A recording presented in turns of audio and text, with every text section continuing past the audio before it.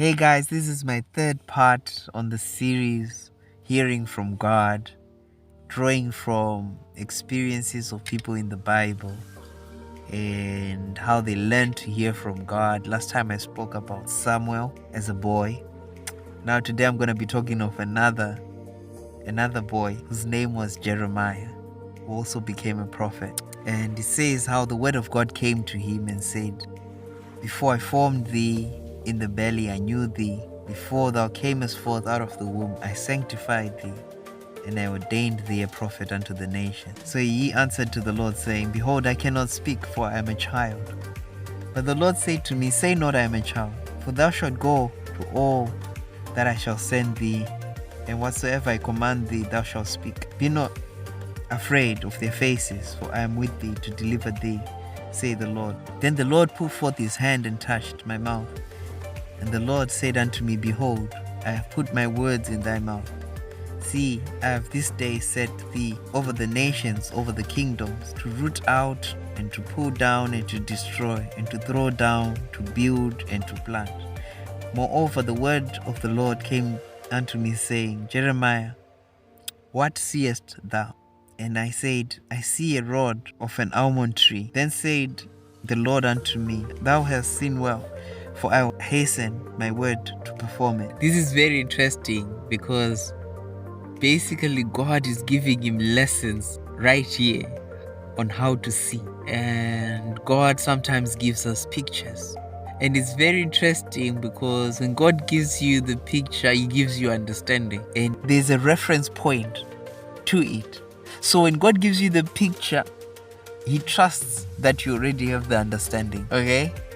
He trusts that you already have the understanding from your past experiences. In this case, it's very interesting because even here, reading this, it doesn't say much about what that means, the rod of an almond tree. And God just says, "You've seen correctly." So God is saying, yes, you understand. I'll hasten my word to perform it. But this is in reference to what he said before. He said, I have this day set thee over the nations and over the kingdom. And this reference goes back. So to understand it, you have to go back in the Bible. So at this time, the Bible was much smaller and only the books of Moses had been written. That is called and referred to the Torah. So that's what they would have known. These first 5 books of the Bible, the Torah. There's a reference to this rod of an almond. And it was a time when God had sent Moses and Aaron, and they've delivered the children of Israel, delivered them from slavery. And now they're wandering in the wilderness because they walked in the wilderness for 40 years. And during this time, there came up other leaders from the different tribes of Israel, and they started to grumble with Moses and Aaron, saying, Moses and Aaron, you've set yourself above everyone else. We too are holy. We also God's people. And basically, they also wanted to be in charge. They were like, why do you get to be priest? Because Moses had set his own brother, commanded by God, to be the high priest of Israel. And basically, the other leaders from the house of Levi, they also wanted the priesthood. So Moses said, okay, let's ask God. Let's see who God chooses. So he told them, because at that time they were walking a lot, so they used walking staffs. He told the 12 leaders, bring your walking rods and write your names on them. And then we're going to put them in the tent of meeting where the Ark of the Covenant, the Ark of God is. And then the person's rod who God chooses is going to sprout. So they all left their rods there overnight. As well, Aaron's rod was there. And the next day in the morning, they came back and they found Aaron's rod had sprouted. Not only sprouted, but it had budded, it had blossomed, it had flowers, and it had also produced almonds. It also bore fruit. Imagine, over one night, it sprouted, it blossomed, budded, and produced fruit. and which is clearly a miracle, really, to show and a sign from God that that was God's choice. So here, when God now visits Jeremiah, he proves to him that he's given him the authority, that he has chosen him, and he has set him over all the nations and over all the kingdoms. So, and all God did was show him this rod of an almond tree, and he understood what God was saying. And then it continues. Then the Lord said unto me, thou hast seen well, I'll hasten my word to perform it. The word of the Lord came to me the second time, saying, what seest thou?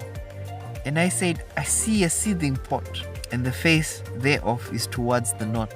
And the Lord said unto me, out of the north shall evil break forth upon all inhabitants of the land. For lo, I'll call all the families of the kingdoms of the north, saith the Lord, and they shall come, and they shall set every one his throne at the entering of the gates of Jerusalem, against all the walls thereof round about, and against all the cities of Judah. This is about Babylon in the north. And so imagine he's seeing this pot sitting from the north, and it's facing down this way. So imagine it's boiling like this. Imagine seeing this pot, and imagine if it tipped over and all its contents poured out over the land. You imagine the water would rush down the land. It would just, imagine it's boiling water, and imagine seeing it wash over the land, fall on the land. And God is like, yes, I'm going to send armies that are going to fall on the land like that. And God starts to explain to him, and he starts to warn people of God's judgment. And God showed him in a picture like this. It's very powerful when God gives you a picture, because sometimes a picture is 1,000 words. Do you know? It's like you understand the urgency when you're given a picture like such as this. You're given that urgency, like that would be really terrible. That's why you feel that passion to proclaim that message, that hopefully he can avert this from happening if the people listen. I hope you're blessed, guys, and inspired to seek more God's face. I hope you're blessed. Thank you.